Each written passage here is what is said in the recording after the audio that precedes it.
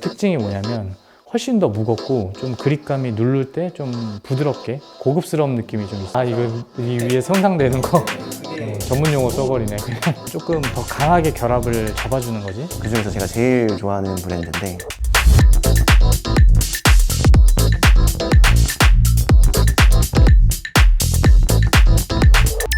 오, 레설 팀장 오늘 나랑 옷 똑같은 거 입었네? 커플룩이네요. 우리 창원 팀장이 만들었으니까 열심히 입어야지. 그렇죠. 뭐 이거 아껴 입으려고 지금 오늘만 제가 입었거든요. 원래 보통 현장 갈 때 안 입는데. 네. 자, PD님 오늘은 방문 손잡이에 대해서 좀 얘기 나눠보려고 합니다. 내가 평상시에 오면 오늘 뭘로 얘기할 거냐 물어보잖아. 근데 이미 눈치챘어. 여기 샘플이 너무 많아 지금. 엄청 많죠. 저희가 이게 가지고 있는 샘플도 있는데 없는 샘플도 있어가지고 저희 강남천물에서 좀 양해를 구하고 빌려왔습니다. 내가 어제 고객님 이렇게 모시고 강남천물 잠깐 들렸거든? 네. 손잡이가 없는 거야. 너 어디 갔냐? 했더니 레저 팀장이 다 가져갔다고. 브랜드도 진짜 손잡이도 여러 개가 있잖아요. 여러 브랜드가. 그 중에서도 뭐 저렴한 것도 있고 뭐 엄청 비싼 것도 있는데 좀 이거 구분을 지어가지고 설명을 해주시면 좋을 것 같아요. 뭐부터 얘기할 건데? 먼저 가장 이제 가성비 있게 쓰는 브랜드, 국산 브랜드죠. 도무스 먼저 소개하면 좋을 것 같습니다. 도무스 너무 좋지. 우리 이 견적서에도 원래 기본으로 먼저 들어가 있는 게 도무스부터 하니까 좀 손잡이로 해서 샘플 준비해서 얘기해볼까? 네. 도무스는 국산 브랜드고 우리가 가장 많이 쓰는 모델만 먼저 갖고 왔어. 지금 첫 번째 얘는 905 그리고 907 요 두 모델을 우리가 가장 많이 쓰는 것 같아. 그 중에서 905 모델이 약간 라운드가 되어 있는 형태고 907은 직각 형태야. 그리고 이게 어떻게 보면 가장 모던하고 미니멀하기 때문에 우리 기본 견적서에 이걸로 금액이 들어가 있지. 네, 그쵸. 요즘에 조금 도무스가 업그레이드하고 있는 부분이 뭐냐면 여기 오른쪽 부분에 여기 보면 이게 지금 자석으로 달라붙잖아. 우리 레치가 문틀이 두꺼워지면서 이렇게 쓸리는 부분이 있는데 레치가 이렇게 혓바닥 모양처럼 생긴 거, 이게 우리 구독자님들도 알아야 되니까 이렇게 돼서 잠금 장치가 딱 걸리는 거지. 특정 위치에 들어가면 그때 이 문틀을 쓸지 말라고 우리가 지정한 위치에 도달할 때까지는 숨어 있다가 자석으로 딱 당기는 마그네틱, 이게 되게 효과적인 것 같아. 좋고. 이게 뭐라 그랬지? 도무스 781, 782 모델. 맞아. 사실 나는 이 모델명을 잘 못 외우는데 오늘 요거 하면서 좀 외우게 되는 것 같아. 그리고 마지막에 요게 검은 색깔, 이제 KSL. 블랙 모델 같은 경우에는 집 전체에 블랙 포인트가 있을 때만 우리가 좀 쓰게 되는 거지. 이게 많이 좋아지고 있어. 그리고 우리가 이 도어 손잡이를 얘기하면서 좀 같이 설명해 주고 싶은 부분이 있었는데 고층에 올라갈수록 이 내부에서 좀 바람이 생기면서 문 떨림 현상이 생기잖아. 덜덜덜 소리도 나고. 그걸 잡아줄 수 있는 부속을 좀 갖고 와봤어. 이거는 스트라이커라고 하는 거고 예전에는 그냥 요 모양 돼 있는 걸 딱 심기만 해가지고 그냥 썼었는데 요즘은 이 위에 부분 커버가 앞뒤로 움직이면서 조금 더 강하게 결합을 잡아주는 거지. 그래서 문 떨림을 좀 방지하기도 하고 이걸로도 안 잡힌다 그러면은 붙이는 타입의 가스켓을 붙여서 또 보완하기도 해. 이러면 좀 이 소음 부분에 대해서도 좀 보완을 해주지. 문틀의 형태가 이렇게 특수한 경우가 아니면은 웬만하면 이걸로 잡히는 것 같아요. 그 다음은 좀 비싸지만 그래도 투자할 만한 가치가 있는 브랜드. 그 중에서 제가 제일 좋아하는 브랜드인데 D&D 제품 한번 가져와 볼게요. 자, 이제 D&D 한번 설명해 볼 건데 레설 팀장이 제일 좋아하는 브랜드지. 이게 이탈리아 맞아요. 좀 브랜드고 좀 화려한 형태나 뭐 이런 거보다는 간결한 디자인을 좀 선호하는 이 회사의 색깔이 있어. 똑같이 내가 이런 좀 간결하고 미니멀한 디자인을 좋아한다 그러면 내가 추천하는 것 같아. 이 인피니토 모델 같은 경우에는 우리가 뒤에 빵이라고도 부르기도 하고 이 실린더 컵이라고 불리는 부분이 되게 작아서 이게 실수하기 딱 좋아.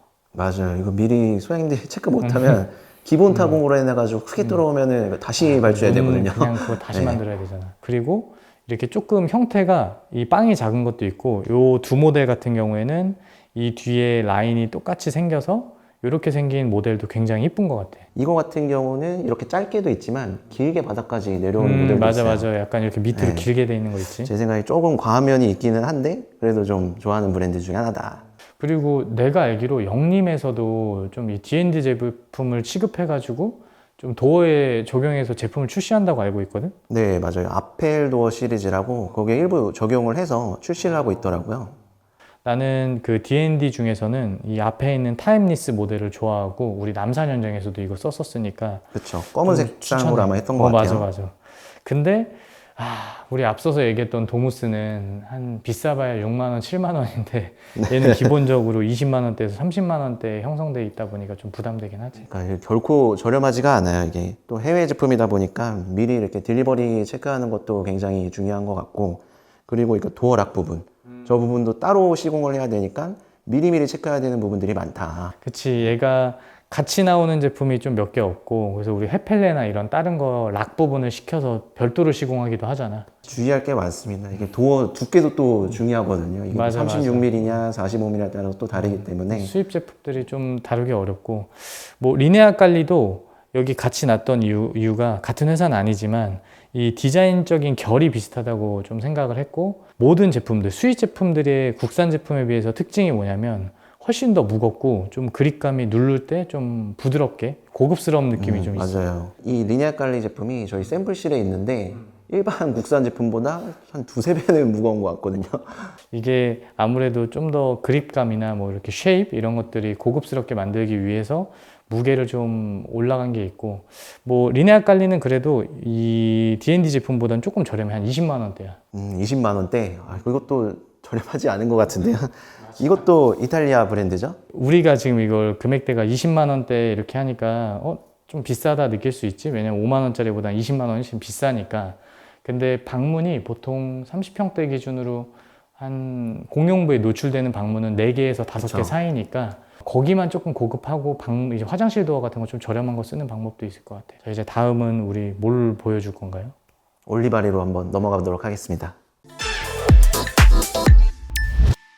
자, 이제 올리바리 한번 얘기해 볼 건데, 많은 분들이 좀 아는 제품이야. 이건 요즘에 우리가 작년에 공사했던 갤러리아 포레나 좀 고급 아파트 레지던스에 시공되어 있는 경우가 많고, 금액대도 굉장히 비싸고 30만 원대에서 80만 원까지도 형성돼요. 너무 비싸죠. 근데 이게 비싼 이유가 있는 것 같아요. 제가 이번에 자료조사를 또 해보니까 1911년도에 이게 설립이 돼서 굉장히 100년이 넘는 역사가 있는 것 같고, 그리고 세계적인 이런 건축가들, 그리고 디자이너와 협업을 해서 이렇게 제품을 출시한다고 하더라고요. 이 가공 기술이나 이런 세공 기술이 세계 최고 수준을 자랑해가지고 예전이나 지금이나 좀 많이 쓰고 있는데, 이게 국내에서도 좀 가짜가 많이 돌아다녀요. 가품이 많이 돌아다니고 있어서 좀 구분하면서 써야 될 것 같아. 다음은 어떤 거 얘기할 거지? 가와준으로 넘어가고 싶은데 좀 세팅을 미리 해놓고 넘어가도록 하겠습니다. 야, 지금까지 보여줬던 것 중에 샘플이 제일 많은데?